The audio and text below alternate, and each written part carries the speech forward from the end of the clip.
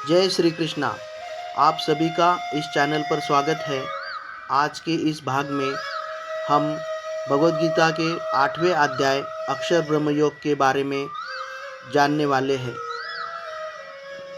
अर्जुन ने कहा, हे पुरुषोत्तम, ब्रह्म क्या है, अध्यात्म क्या है, कर्म क्या है, आदिभूत नाम से क्या कहा गया है और आदिदेव किसको कहते हैं। हे मधुसूदन, यह आदियज्ञ कौन है और वह इस शरीर में कैसे है तथा युक्त चित्त वाले पुरुषों द्वारा अंत समय में आप किस प्रकार जानने में आते हैं। श्री भगवान ने कहा, परम अक्षर ब्रह्म है। अपना स्वरूप अर्थात जीवात्मा अध्यात्म नाम से कहा जाता है तथा भूतों के भाव को उत्पन्न करने वाला जो त्याग है वह कर्म नाम से कहा गया है। उत्पत्ति विनाश धर्म वाले सभी पदार्थ अधिभूत है। हिरण्यमय पुरुष आदिदेव है। और हे देहधारियों में से श्रेष्ठ अर्जुन, इस शरीर में मैं वासुदेव ही अंतर्यामी रूप से आदियज्ञ हूँ। जो पुरुष अंतकाल में भी मुझको ही स्मरण करता हुआ शरीर को त्याग कर जाता है वह मेरे साक्षात स्वरूप को प्राप्त होता है, इसमें कुछ भी संदेह नहीं है। हे कुंती पुत्र अर्जुन, यह मनुष्य अंतकाल में जिस जिस भी भाव को स्मरण करता हुआ शरीर का त्याग करता है उसको ही प्राप्त होता है, क्योंकि वह सदा उसी भाव से भावित रहा है। इसलिए हे अर्जुन, तू सभी समय में निरंतर मेरा स्मरण कर और युद्ध भी कर।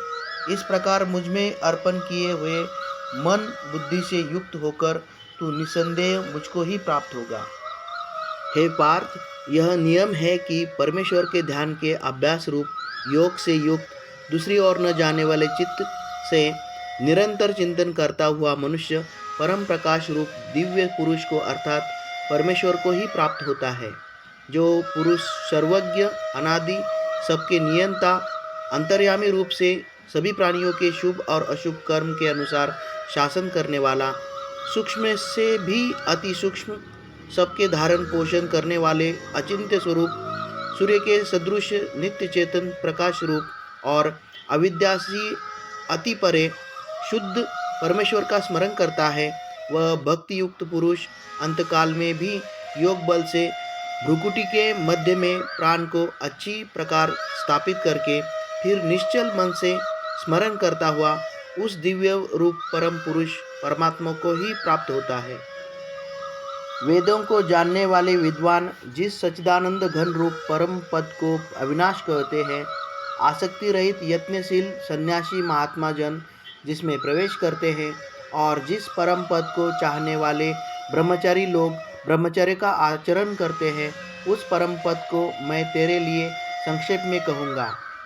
सभी इंद्रियों के द्वारों को रोककर तथा मन को स्थिर करके फिर उस जीते हुए मन द्वारा प्राण को मस्तक में स्थापित करके परमात्मा संबंधी योग धारणा में स्थित होकर जो पुरुष ओम इस एक अक्षर रूप ब्रह्म को उच्चारण करता हुआ और उसके अर्थ स्वरूप मुझ निर्गुण ब्रह्म का चिंतन करता हुआ शरीर को त्याग कर जाता है, वह पुरुष परम गति को प्राप्त होता है।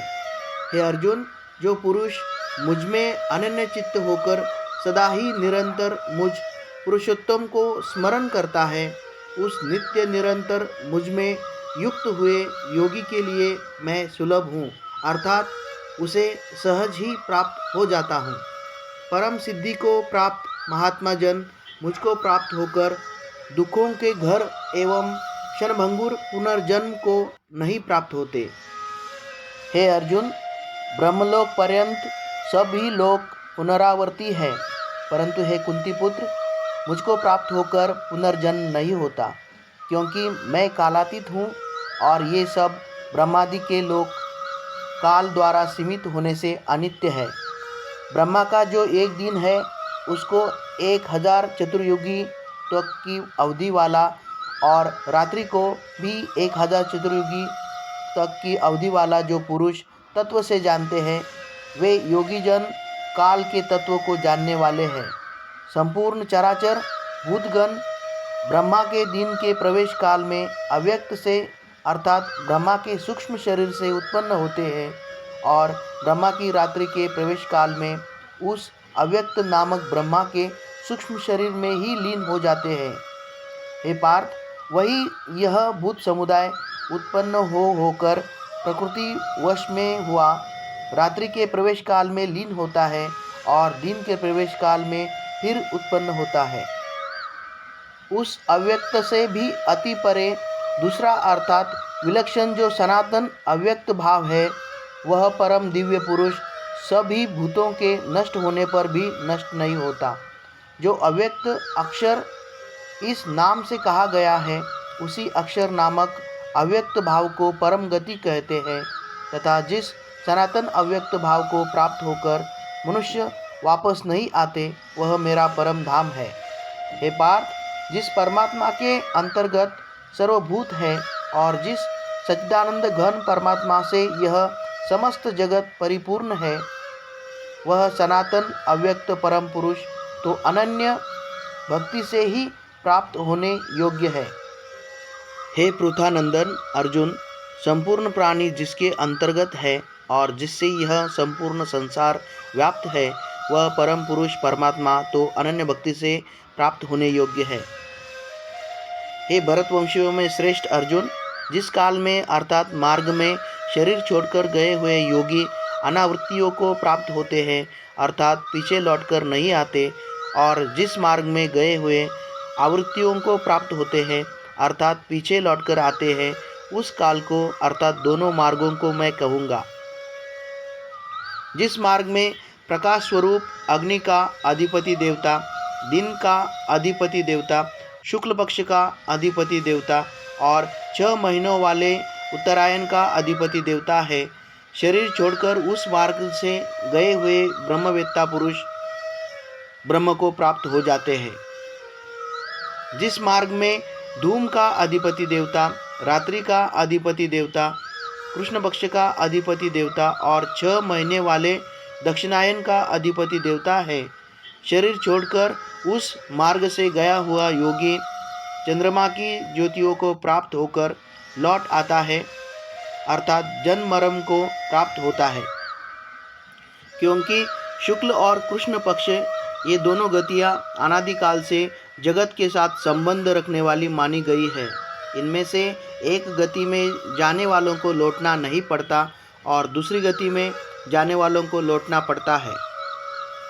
हे पृथानंदन, इन दोनों मार्गों को जानने वाला कोई भी योगी मोहित नहीं होता। अतः हे अर्जुन, तू सब समय में योग युक्त हो जा।